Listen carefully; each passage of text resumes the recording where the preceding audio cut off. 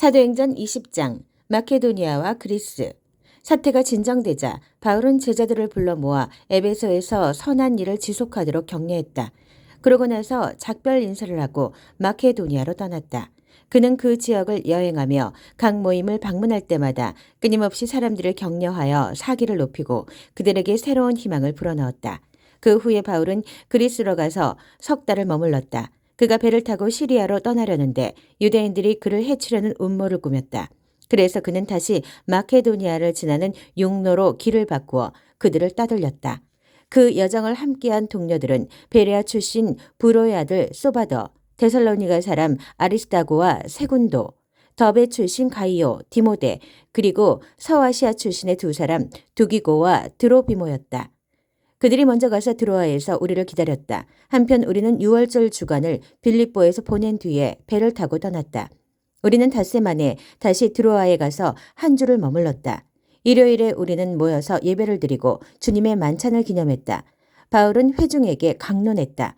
우리는 다음 날 아침 일찍 떠날 예정이었으나 바울의 이야기가 밤늦게까지 길게 이어졌다. 우리가 모인 곳은 불을 환하게 밝힌 다락방이었다. 유두고라는 청년이 창을 열고 걸터 앉아 있었다. 바울의 이야기가 계속되자 깊은 잠이 들었던 유두고가 3층 창문 밖으로 떨어졌다. 사람들이 일으켜보니 그가 죽어 있었다. 바울이 내려가서 그 위에 엎드려 그를 꼭 끌어안고 말했다. 그만두시오. 그에게 아직 생명이 있습니다. 그 후에 바울이 일어나서 주의 만찬을 베풀었다. 그는 새벽까지 믿음의 이야기를 계속해서 전했다. 그런 분위기 속에서 사람들이 떠났다. 바울과 회중은 각자의 길을 갔다. 다시 살아난 유두고를 데리고 가면서 그들은 모두 생명으로 충만했다. 한편 남은 우리는 먼저 배를 타고 아소로 향했다. 거기서 우리는 바울을 태울 계획이었다. 바울이 아소까지 걸어가기를 원해서 미리 일정을 맞추어 둔 것이다. 일은 계획대로 되어 우리는 아소에서 그를 만나 배에 태우고 미둘레네로 향했다. 이튿날 우리는 기호 맞은편에 들렀다가 다음날 사모를 거쳐 밀레도에 이르렀다. 바울은 아시아에서 시간을 지체하지 않으려고 에베소를 지나치기로 했다. 그는 오순절에 맞춰 예루살렘에 도착하려고 서둘렀다.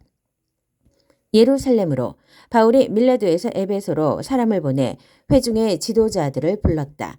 그들이 도착하자 바울이 말했다. 여러분도 알다시피 나는 아시아에 도착한 첫날부터 전적으로 여러분과 함께 지냈습니다.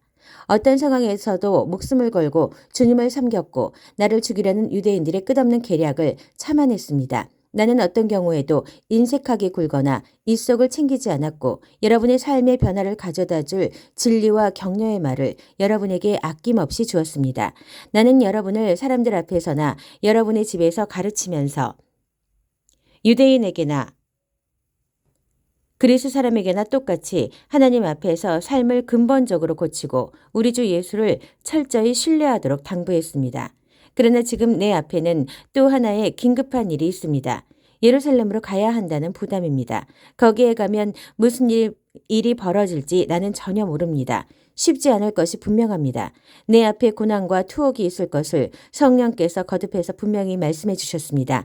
그러나 그것이 나에게는 별로 중요하지 않습니다. 나에게 가장 중요한 것은 하나님께서 시작하신 일을 마치는 것입니다.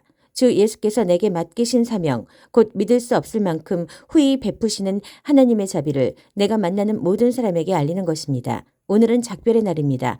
여러분은 나를 다시는 보지 못할 것입니다. 나도 여러분을 다시는 보지 못할 것입니다. 나는 오랫동안 여러분 사이를 오가며 이제 막이 오른 하나님 나라를 선포했습니다. 나는 여러분을 위해 최선을 다했습니다. 내 모든 것을 여러분에게 주었으며 여러분을 향한 하나님의 뜻을 하나도 남김없이 전했습니다. 이제 모든 것이 여러분에게 달려 있습니다. 여러분 자신을 위해서나 양떼인 회중을 위해서나 긴장을 늦추지 마십시오. 성령께서 이 하나님의 사람들을 여러분에게 맡기셔서 교회를 지키고 보호하게 하셨습니다. 하나님께서 친히 이들을 위해 죽을 가치가 있다고 여기셨습니다. 내가 떠나자마자 흉악한 이리들이 나타나서 이 양들을 맹렬히 공격하리라는 것을 압니다. 여러분의 무리 중에서 나온 자들이 제자들을 유혹하여 예수 대신에 자기들을 따르게 하려고 왜곡된 이야기를 할 것입니다. 그러니 늘 깨어 경계하십시오. 지난 3년 동안 내가 여러분과 함께 끝까지 포기하지 않고 견디면서 여러분 한 사람 한 사람에게 내 마음을 쏟았던 것을 잊지 마십시오. 이제 나는 여러분을 놀라우신 우리 하나님께 맡겨드립니다. 하나님의 은혜로운 말씀이 여러분을 그분이 원하시는 모습으로 만드실 수 있고 이 거룩한 형제들의 이 공동체에서 여러분에게 필요한 것을 다 공급해 주실 수 있습니다. 여러분이 잘 알다시피 나는 재물이나 유행에는 관심이 없습니다. 나는 내 자신과 또 나와 함께 일하는 사람들의 기본적인 필요를 맨손으로 해결했습니다. 무슨 일을 하든지 약한 사람들 편에서 일하고 그들을 이용하지 않아야 한다는 것을 여러분에게 본으로 보였습니다. 받는 것보다 주는 것이 훨씬 행복하다고 하신 우리 주님의 말씀을 늘 기억한다면 여러분은 이 부분에서 잘못되지 않을 것입니다. 말을 마치고 나서 바울은 무릎을 꿇고 기도했다. 그들도 다 무릎을 꿇었다. 하염없이 눈물이 흘렀다. 그들은 바울을 꼭 붙들고서 그를 보내려고 하지 않았다. 그들은 이제 다시는 그를 보지 못할 것을 알았다. 그렇게 되리라고 바울이 아주 분명히 말했기 때문이다. 마음이 몹시 아팠으나 마침내 그들은 용기를 내어 그를 배까지 배웅했다. 사도행전 21장 드로와 가이사랴. 눈물 어린 작별을 뒤로하고 우리는 길을 떠났다. 우리는 곧장 고스로 가서 이튿날 로도에 이르렀고 그 다음에 바다라에 도착했다. 거기서 페니키아로 직항하는 배를 찾아 그 배를 타고 출발했다. 시리아로 항로를 잡고 가는 동안에 왼쪽으로 키프로스가 시야에 들어왔다가 곧 사라졌다. 마침내 우리는 두로항에 정박했다. 짐을 내리는 동안 우리는 현지에 있는 제자들을 찾아가 그들과 함께 일회를 지냈다. 그들이 성령을 힘입어 앞니를 내다보고 바울에게 예루살렘으로 가지 말라는 말을 전했다. 시간이 다 되자 그들은 시내에서 부두까지 우리를 바래다 주었다. 남녀노소 할 것 없이 모두가 따라왔다. 그 자리가 송별회가 되었다. 바닷가에서 우리는 모두 무릎을 꿇고 기도했다. 또 한 차례 작별 인사를 나눈 뒤에 우리는 배에 오르고 그들은 집으로 돌아갔다. 드로에서 돌레마이까지 짧은 항해를 마쳤다. 우리는 그곳의 그리스도인 동료들을 문안하고 그들과 함께 하루를 지냈다. 아침에 우리는 가이사랴로 가서 7사람 중 하나인 전도자 빌립의 집에 묵었다. 빌립에게는 예언하는 처녀딸이 4명 있었다. 그곳에 있은 지 며칠이 지난 후에 아가보라는 예언자가 우리를 보려고 유대에서 내려왔다. 그는 곧장 바울에게 가더니 바울의 허리띠를 가져다가 연극을 하듯 자기 손발을 묶었다. 그러고는 이렇게 말했다. 성령께서 예루살렘의 유대인들이 이 허리띠의 주인을 이렇게 묶어서 하나님을 모르는 믿지 않는 자들에게 넘겨줄 것이다 라고 말씀하십니다. 그 말을 들은 우리와 그날 거기 있던 모든 사람들이 바울에게 예루살렘으로 가겠다는 완강한 고집을 벌이라고 간청했다. 그러나 바울은 뜻을 굽히지 않았다. 왜 이렇게 야단들입니까? 왜 소란을 피워 나를 더 힘들게 합니까? 여러분은 이 일을 거꾸로 보고 있습니다. 예루살렘에서 중요한 문제는 나를 체포하든 죽이든 그들이 나한테 하는 일이 아니라 나의 순종을 통해 주 예수께서 하시는 일입니다. 그것을 모르시겠습니까? 그의 결심이 조금도 흔들리지 않는 것을 보고서 우리는 단념했다. 우리는 이제 하나님 손에 있습니다. 주님께서 알아서 해 주십시오. 하고 말했다. 얼마 지나지 않아 우리는 짐을 꾸려 예루살렘을 향해 길을 떠났다. 가이사랴에서 온 제자들 몇 사람이 우리와 함께 가서 우리를 나손의 집에 데려다 주었다. 그는 우리를 따뜻하게 맞아주었다. 그는 키프로스 태생으로 초기 제자들 가운데 한 사람이었다.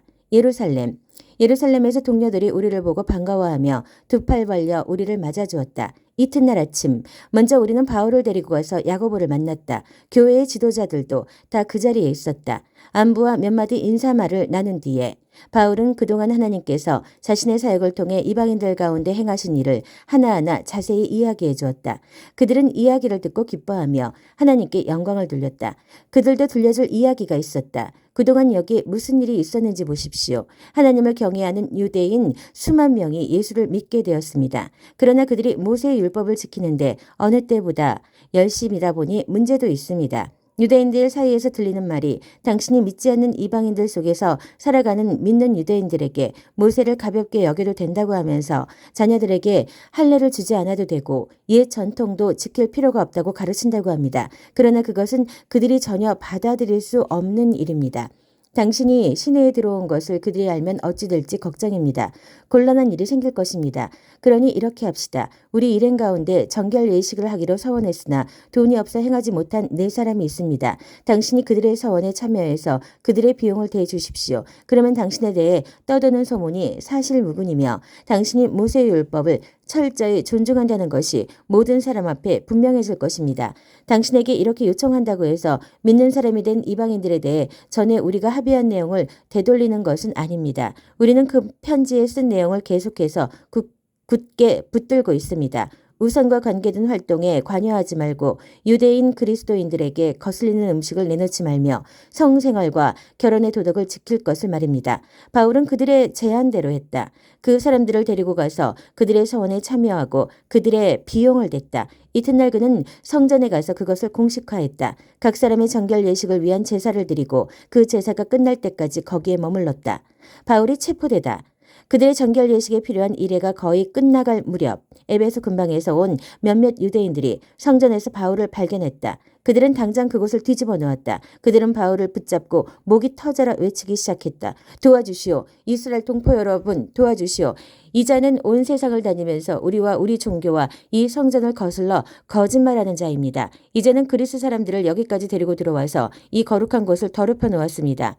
바울과 에베소 사람 드로비모가 함께 도성 안을 다니는 것을 보고서 바울이 그를 성전까지 데려와 구경시켜 주었으리라 짐작했던 것이다. 이내 도시 전체에 소동이 일어났다. 도처에서 사람들이 성전으로 달려와 그들의 행동에 가세했다. 그들은 바울을 붙잡아서 성전 밖으로 끌어낸 다음 그가 다시는 거룩한 곳에 접근하지 못하도록 성전 문을 모두 잠갔다. 그들이 바울을 죽이려고 할 때 폭동입니다. 도시 전체가 들끓고 있습니다. 하는 보고가 경비대 지휘관에게 들어갔다. 그 지휘관은 신속히 행동을 취했다. 그의 병사와 백부장들이 즉시 현장으로 달려갔다. 바울을 때리던 무리가 지휘관과 병사들을 보고서야 행동을 멈췄다. 지휘관이 다가가서 바울을 체포했다. 그는 먼저 바울에게 수갑을 채우라고 명령했고 그런 다음 그가 누구이며 무슨 일을 했는지 물었다. 지휘관이 무리에게서 얻은 것은 저마다 이렇게 저렇게 외치는 고함 소리뿐이었다. 광기 어린 무리의 소리를 분간할 수 없었던 지휘관은 바울을 군대 병영으로 데려가라고 명령했다. 그러나 그들이 성전 계단에 이르렀을 때 무리가 난폭해져서 병사들은 바울을 메고 가야만 했다. 그들이 바울을 메고 가자 무리가 따라오며 외쳤다. 죽여라. 저자를 죽여라. 그들이 병영에 도착해 들어가려고 할 때 바울이 지휘관에게 말했다. 한 말씀 드려도 되겠습니까? 지휘관이 대답했다. 오, 나는 당신이 그리스말을 하는 줄 몰랐소. 나는 당신이 얼마 전 여기서 폭동을 일으켰다가 자신을 따르는 4,000여 명과 함께 광야로 잠적한 그 이집트 사람인 줄 알았소. 바울이 말했다. 아닙니다. 나는 다소 태생의 유대인입니다. 지금도 그 유력한 도시의 시민입니다. 간단한 부탁을 하나 드리겠습니다. 내가 저 무리에게 말할 수 있게 해 주십시오. 바울이 자신의 이야기를 말하다. 병영 계단에 서 있던 바울이 돌아서서 손을 들어 올렸다. 바울이 말을 시작하자 무리가 조용해졌다. 그는 히브리 말로 이야기했다. 사도행전 22장. 사랑하는 내 형제요 아버지이신 여러분, 나에 대해 미리 결론을 내리기 전에 지금부터 내가 하는 말을 잘 들어주십시오. 그들은 그가 히브리 말로 말하는 것을 듣고는 더 조용해졌다. 모두가 그의 말을 한마디도 놓치지 않으려고 했다. 그가 말을 이었다. 나는 길리기아의 다소에서 태어난 선량한 유대인입니다. 여기 예루살렘에서 교육받았고 랍비 가말리엘의 엄격한 지도 아래 우리 종교의 전통을 철저히 배웠습니다. 그리고 지금 여러분처럼 나도 항상 열정적으로 하나님 편에 있었습니다. 나는 이 도와 관련된 사람이면 누구나 추적하고 맹렬히 공격해서 하나님을 위해 죽일 준비가 되어 있었습니다. 나는 남자든 여자든 가리지 않고 가는 곳마다 그들을 잡아들여 감옥에 가두었습니다.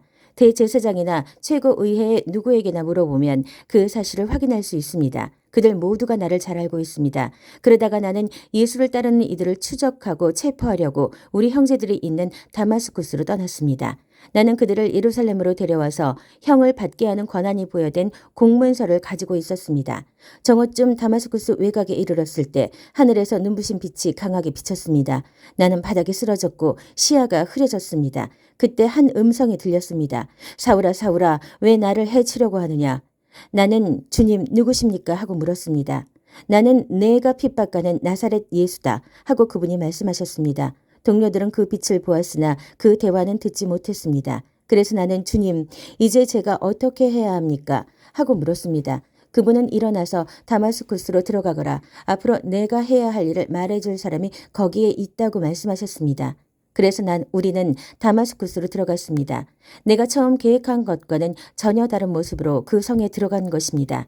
나는 눈이 멀어 볼 수 없었기 때문에 동료들이 내 손을 잡고 데리고 들어가야 했습니다. 바로 그때 아나니아를 만났습니다. 그는 우리의 율법을 잘 지키기로 소문난 사람입니다. 이것은 다마스쿠스 유대인 공동체가 다 동의하는 사실입니다. 그가 와서 내 어깨에 손을 얹고 눈을 들어 보시오 하고 말했습니다. 내가 눈을 들었는데 어느새 나는 그의 눈을 똑바로 쳐다볼 수 있었습니다. 다시 보게 된 것입니다. 그러자 그가 말했습니다. 우리 조상의 하나님이 그대를 택하셔서 그분의 활동 계획을 알게 하셨습니다. 그대는 의롭고 죄 없으신 분을 실제로 배웠고 그분의 말씀을 들었습니다. 이제 그대는 만나는 모든 사람에게 그대가 보고 들은 것을 증거하는 핵심 증인이 될 것입니다. 그러니 망설이지 말고 일어나 세례를 받으십시오. 죄를 깨끗이 씻어내고 하나님과 직접 서기십시오. 정말로 아나니아가 말한 대로 되었습니다. 예루살렘으로 돌아온 뒤에 어느 날 나는 성전에서 하나님의 임재에 잠겨 기도하다가 그분을 배웠습니다. 하나님의 의롭고 죄 없으신 분을 뵙고 그분께서 하시는 말씀을 들었습니다. 서둘러라. 최대한 서둘러 여기를 떠나라. 여기 예루살렘에 있는 유대인들 가운데 어느 누구도 내가 나에 대해 하는 말을 받아들이지 않을 것이다. 처음에는 반대했습니다. 저보다 적합한 사람이 누가 있겠습니까? 제가 주님을 믿는 사람들을 핍박하고 회당에서 마구 때리고 감옥에 가두는 일에 얼마나 열중했는지 모르는 사람이 없습니다. 주님의 증인 스데반이 살해될 때에도 바로 그 자리에서 제가 살인자들의 겉옷을 들고 그들을 응원했습니다. 그러나 이제 제가 완전히 돌아선 것을 그들이 알고 있습니다. 그러니 제게 무슨 자격이 더 필요하겠습니까? 그러나 그분은 이유를 묻지 말고 가거라. 내가 너를 멀리 이방인들에게로 보내겠다고 말씀하셨습니다. 로마 시민인 바울. 모여있던 사람들이 집중해서 듣다가 갑자기 소리를 질렀다. 저자를 죽여라. 버러지 같은 놈이다. 밟아버려라. 그들은 주먹을 휘둘렀다. 욕설이 쏟아졌다. 그때 지휘관이 끼어들어 바울을 병영으로 데려가라고 명령했다. 지휘관도 잔뜩 화가 치밀었다. 그는 이 일의 진상을 규명하기 위해 바울을 고문하고 신문하기로 결심했다. 그가 무슨 일을 저질러서 이런 폭력을 유발했는지 알아내고자 한 것이다. 그들이 그의 사지를 가죽끈으로 묶어 채찍질할 준비를 하는데 바울이 거기 서 있던 백부장에게 말했다. 공정한 재판도 없이 로마 시민을 고문하다니 이게 법에 맞는 일입니까? 백부장이 그 말을 듣고 곧장 지휘관에게 갔다. 도대체 무슨 일을 하신 겁니까? 이 사람은 로마 시민입니다. 지휘관이 돌아와서 신문을 맡았다. 내가 들은 말이 사실이요? 당신이 로마 시민이요? 바울이 말했다. 분명히 그렇습니다. 지휘관은 관심을 보였다. 나는 큰 돈을 들여서 시민권을 얻었소. 당신은 얼마나 들었소? 전혀 들지 않았습니다. 바울이 말했다. 한 푼도 들지 않았습니다. 나는 태어날 때부터 자유의 몸이었습니다. 그것으로 신문은 끝났다. 그 일로 지휘관에게 하나님을 두려워하는 마음이 생겼다. 그는 로마 시민을 결박했고 하마터면 고문까지 할 뻔했던 것이다. 이튿날 지휘관은 문제의 원인을 규명하고 유대인들의 고발에 배후가 있는지 확실히 알아보기로 작정했다. 그는 바울의 결박을 풀어주고 명령을 내려 대제사장들과 최고의회를 소집했다. 그들의 생각을 알아보기 위해서였다. 바울은 안내를 받아 그들 앞에 섰다.